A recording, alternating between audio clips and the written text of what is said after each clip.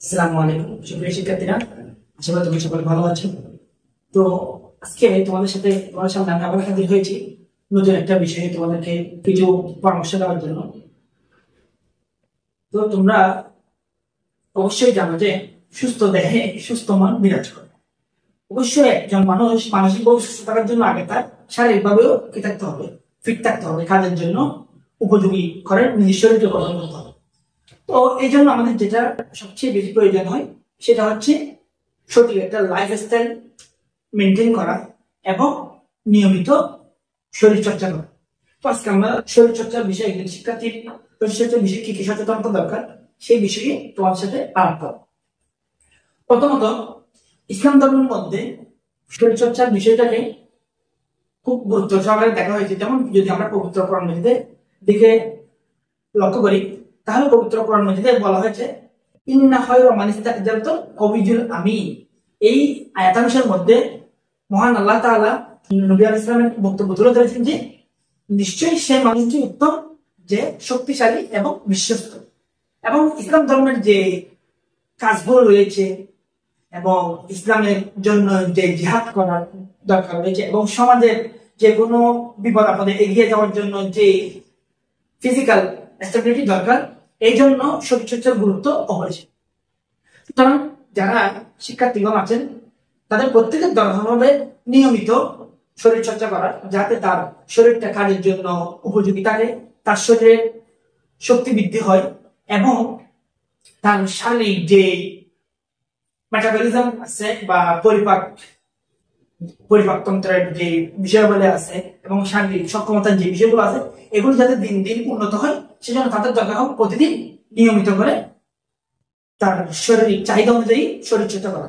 এই শরীরচর্চার ফলে যেটা হবে, তাদের মস্তিষ্কের মধ্যে রক্ত চলাচল বৃদ্ধি পাবে, সারা দেহের মধ্যে রক্ত চলাচল বৃদ্ধি পাবে এবং তাদের শরীর পুনর্গঠনে শরীরের যেসব মাসেল গুলো রয়েছে সেগুলোর গঠনের মধ্যে এই শরীরচর্চা তাকে খুবই গুরুত্বপূর্ণ ভাবে সাহায্য করে। তো আমরা কি কি শরীরচর্চা গুলো করতে পারি দৈনন্দিন জীবনে, সেগুলো সম্পর্কে যদি তোমাদেরকে হালকা পাতলা ধারণা দিই, তাহলে বলতে পারি যে আমাদের যেটা দরকার সেটা হচ্ছে স্ট্রেচিং। স্ট্রেচিং করতে বোঝায় শরীরের যে অঙ্গ প্রত্যঙ্গ গুলো রয়েছে সেগুলোকে একটু ঢিলেঢালা করে, সেগুলোকে বিভিন্নভাবে নাড়াচাড়া করে সেগুলোকে কাজের উপযোগী করে গড়ে তোলে। এই জন্য আমরা করতে পারি কি, জাম্পিং করতে পারি।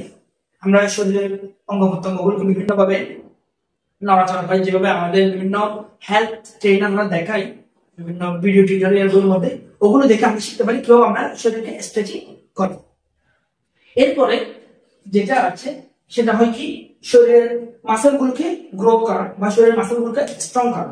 কারণ মাসেল গুলো যদি শক্তিশালী হয়, আমরা নিজেদের শরীরকে শক্তিশালী হিসেবে দেখতে পাবো এবং আমাদের কাজ করার সক্ষমতা বৃদ্ধি পাবে এবং তাছাড়া আমাদের শারীরিক যে বিকাশ সেটাও অত্যন্ত সুন্দরভাবে হবে, আমাদের পুষ্টিগুলো শরীরের সব জায়গায় ছড়িয়ে পড়বে। এই জন্য শারীরিক মাসেল বিল্ড আপ করার জন্য বা শারীরিক গঠন স্ট্রং করার জন্য আমরা করতে পারি কি, আমরা পুশ আপ করতে। পুশ আপটা প্রধানত চেস্ট এবং এই মাসেল গুলোকে বিল্ড করতে সাহায্য করে। এছাড়া পুশ আপ ছাড়া ব্যাক বেঞ্চ করতে পারি, যেটা হচ্ছে বেঞ্চের উপর হাত দিয়ে সেখানে শরীরের দেখো। তুমি যদি বিভিন্ন টিউটোরিয়াল গুলো দেখো সেখানে তোমরা এগুলো পাবো। এছাড়াও আমি যেটা করতে পারি সেটা হচ্ছে স্কোয়াট। স্কোয়াট জিনিসটা হচ্ছে যেটা আমাদের কোমরের এবং পায়ের পেশিগুলোর সক্ষমতা বৃদ্ধি করে। এবং আরেকটা যেটা করতে পারি সেটা হচ্ছে ল্যাঞ্জ। এটা হচ্ছে আমাদের পায়ের নিচের অংশের পেশিগুলোর দৃঢ়তা, স্টেবিলিটি এগুলো বৃদ্ধি করে। এই জন্য আমি স্টুডেন্টদেরকে বলবো, তোমরা রেগুলার শরীরের বিভিন্ন অঙ্গ প্রত্যঙ্গ গুলোর যত্ন নিবা, ওগুলোর বিভিন্ন যে চর্চাগুলো বা ব্যায়ামগুলো রয়েছে সেগুলো করবা। এগুলোর কারণে তোমাদের মানসিক শক্তিও বৃদ্ধি পাবে, শারীরিক শক্তিও বৃদ্ধি পাবে, কাজ করার সক্ষমতা বাড়বে, মন মানসিকতার মধ্যে এক ধরনের উৎফুল্লতা তৈরি হবে এবং নিজের মন বল বৃদ্ধি পাবে। এই কারণে তোমাদের দরকার হবে নিয়মিত শরীরচর্চা করা। কারণ শরীরচর্চা আমাদের সুস্থ দেহের জন্য অত্যন্ত গুরুত্বপূর্ণ, যেটা গুরুত্ব বলার কোনো অপেক্ষা রাখে না। এরপরে একজন শিক্ষার্থীর জীবনে যেটা খুবই খুবই গুরুত্বপূর্ণ সেটা হচ্ছে সময়। তো এই সময়টাকে সঠিকভাবে ব্যবহার করার জন্য টাইম ম্যানেজমেন্টের যে চিন্তাধারা বা যে বিষয়গুলো আমাদের জানা দরকার সেগুলো অবশ্যই আমাদের মেনটেন করে চলতে হবে। টাইম ম্যানেজমেন্ট কেন গুরুত্বপূর্ণ? কারণ সময়ের আরেক নাম হচ্ছে সম্পদ। সময়কে বলা হয় অমূল্য সম্পদ। যে জিনিসটার কোনো মূল্য নির্ধারণ করা যায় না, যেটার মূল্য অপরিসীম, সেই জিনিসটাকে যদি সঠিকভাবে ব্যবহার করা না যায় তাহলে আমাদের জীবনে আমরা অনেকাংশে পিছিয়ে পড়বো। এই জন্য টাইম ম্যানেজমেন্ট জানাটা অত্যন্ত গুরুত্বপূর্ণ, যাতে আমরা সময়ের মতো এই অমূল্য সম্পদটাকে নিজেদের জীবনের উন্নতির জন্য যথাযথভাবে ব্যবহার করতে হবে। টাইম ম্যানেজমেন্টের ক্ষেত্রে আমাদের ইসলাম ধর্মে কি বলা হয়? টাইম ম্যানেজমেন্টের ক্ষেত্রে যদি আমরা ইসলামের শিক্ষার দিকে ইসলাম ধর্মে আমাদেরকে অলসভাবে বসে থাকতে কি করেছে, অলসভাবে সময় কাটাতে আমাদেরকে নিষেধ করেছে।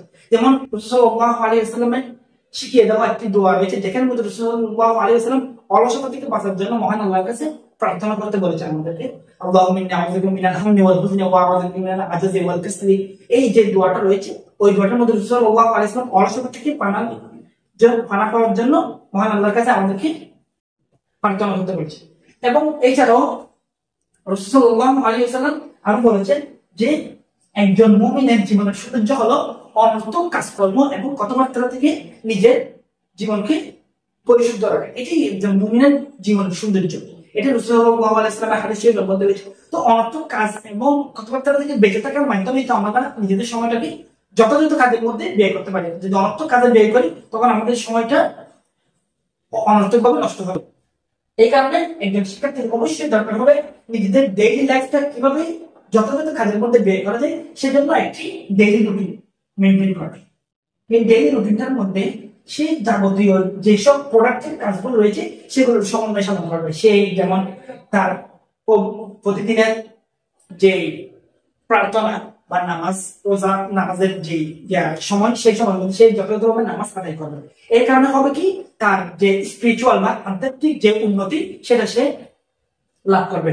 এরপরে রয়েছে কি, জিকির আজকারের কিছু যদি জিকির আজকার করার দরকার হয় তাহলে সেই জিকির আজকার গুলো করতে পারে। এরপরেও তার কি হবে, তার অনেক সওয়াব হবে। দ্বিতীয়ত হচ্ছে এই জিকির আজকার গুলো আমাদের মেন্টাল হেলথের জন্য খুবই হতে পারে। এরপরে রয়েছে কি, প্রতিদিনের সময় মতো স্টাডি করা এবং অন্যান্য কাজগুলো যেগুলো আছে সেগুলো যদি যথাযথ রুটিন অনুযায়ী করা যায় তাহলে জীবনে একটি কম্পাউন্ড একটি গ্রোথ তৈরি হয়, যেটা ফলাফল হয় একদম ঈশ্বরী। অর্থাৎ মানুষ অবাক হয়ে যাবে তোমার ফলাফল দেখে, তুমি যদি রেগুলার একটি ডেইলি রুটিন মেনটেন করতে পারো। ডেইলি রুটিন ফলে যে উন্নতিগুলো হয় সেগুলো এমন না হঠাৎ মোটিভেশন পেয়ে যে কাজের মধ্যে আমরা ঝাঁপিয়ে পড়ি সেগুলো হচ্ছে অনেকাংশে বেশি ফ্রুটফুল হয় এবং এটা অনেক দিন ধরে তোমাকে একটা ট্র্যাকের মধ্যে ধরে রাখে। এই জন্য তোমাদের দরকার হবে অবশ্যই একটি ডেইলি রুটিন মেনটেন করা, যেটা তোমাকে টাইম ম্যানেজমেন্টটা সঠিকভাবে অ্যাপ্লাই করতে সাহায্য করবে। ডেইলি রুটিনের মধ্যে তোমরা বিভিন্ন টাইম স্লটে ভাগ করে তোমাদের কাজগুলোকে ওখানের মধ্যে সাজিয়ে নিবে। যেমন ধরো প্রার্থনার জন্য একটি নির্দিষ্ট সময় রাখবা, যে সময়ের মধ্যে তুমি প্রার্থনাগুলো সঠিকভাবে আদায় করবে। খাওয়া দাওয়ার জন্য একটি নির্দিষ্ট সময় রাখবা। তারপর তোমার গোসল করা এবং অন্যান্য যে পারিবারিক কাজগুলো রয়েছে, দৈনন্দিন জীবনে গৃহস্থালী কাজগুলো রয়েছে, ওগুলোর জন্য একটা সময় নির্ধারণ করবে। পড়াশোনার জন্য একটি অবশ্যই একটি ফিক্সড সময় রাখবা, যাতে তোমার পড়াশোনাটা স্মুথলি ভাবে প্রতিদিন চলতে থাকে। এবং ঘুমানোর জন্য অবশ্যই একটি নির্দিষ্ট সময় রাখবা। ঘুমের জন্য একজন প্রাপ্তবয়স্ক স্টুডেন্টের প্রতিদিন কমপক্ষে 6 থেকে 8 ঘন্টার মধ্যবর্তী সময়, 6 থেকে 8 ঘন্টার মতো ঘুম যাওয়া দরকার, যাতে তার মস্তিষ্কের যে কোষগুলো রয়েছে সেগুলো আবার রিভাইভ করতে পারে। এই জন্য একজন শিক্ষার্থী অবশ্যই 6 থেকে 8 ঘন্টা ঘুম মাস্ট। আমি শিক্ষার্থী বন্ধুদেরকে বলতে তোমরা এটা নিশ্চিত করবে তোমার ডেইলি রুটিনের মধ্যে 6 থেকে 8 ঘন্টা ঘুম হচ্ছে কিনা। এরপরে তোমার স্কিল ডেভেলপমেন্টের জন্য তুমি রেগুলার একটি সময় তোমার ডেইলি রুটিনের মধ্যে লাগাবো। কারণ বর্তমান যুগ হচ্ছে স্কিলের যুগ। বর্তমান যুগে শুধু পড়ালেখা বা পুঁথিগত বিদ্যা দিয়ে মানুষ বেশি আগে এগিয়ে যেতে পারে না। এই জন্য স্কিল ডেভেলপমেন্টের জন্য তোমরা অবশ্যই তোমার ডেইলি রুটিনের মধ্যে একটা নির্ধারিত সময় রাখবা, যে সময় মধ্যে তুমি নিজের বিভিন্ন স্কিল শিক্ষার কাজে ব্যয় করবা। আশা করি এই আজকে যে কথাগুলো বললাম এগুলো তোমাদের জীবনে কিছুটা হলেও একটা উপকারী রেজাল্ট পাওয়ার ক্ষেত্রে সহযোগিতা করবে। এই জন্য তোমাদেরকে বলবো অবশ্যই নিজেদের জীবনের মধ্যে শৃঙ্খলা, ডিসিপ্লিন জিনিসটা খুবই গুরুত্বপূর্ণ আমাদের লাইফে। কারণ ডিসিপ্লিন এবং হার্ড ওয়ার্ক হচ্ছে সাকসেসের দুইটি চাবিকাঠি। Discipline and hard work.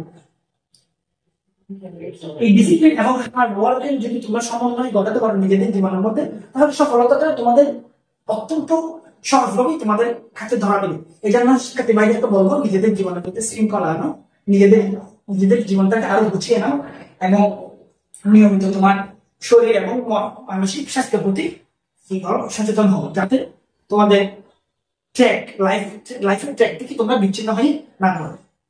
তো শিক্ষার্থী বন্ধুদেরকে যদি আজকে আমাদের গাইডলাইন প্রোগ্রামের সারাংশটা বোঝাতে চাই, তাহলে যেটা বলতে চেয়েছি, প্রথমত হচ্ছে শারীরিক স্বাস্থ্য এবং মানসিক স্বাস্থ্যের প্রতি যত্নশীল হওয়া। কারণ শরীর এবং মন যদি ঠিক না থাকে আমরা কোনো কাজের মধ্যেই সফলতা অর্জন করতে পারবো না। দ্বিতীয়ত হচ্ছে জীবনের লাইফ ম্যানেজমেন্ট যদি করতে হয় অবশ্যই একটা রুটিন লাইফ মেনটেন করতে হবে। এই জন্য শিক্ষার্থীদেরকে বলবো অবশ্যই রুটিন মেনটেন করবা, যাতে তোমার জীবনের সকল কাজকর্মগুলো স্মুথ গতিতে চলতে পারে। এবং যেটা বলবো এই রুটিন লাইফের মধ্যে ডিসিপ্লিন এবং হার্ড ওয়ার্কের সমন্বয় করে করবো, তখন তো তুমি বেস্ট রেজাল্টটা পাবা। এই জন্য শিক্ষার্থীদেরকে বলবো আজকে যেসব কথাগুলো আমি বললাম এগুলো তোমরা যদি জীবনে যথাযথভাবে প্রয়োগ করতে পারো, তোমরা জীবনে অনেক এগিয়ে যাবে আশা করি। সুতরাং এতটুকুই তোমাদের জন্য আমার আজকে সাজেশন। আজকে আশা করি তোমাদের উপকার রাখবে। সকালে ভালো থাকবে, সুস্থ থাকবে। আসসালামু আলাইকুম।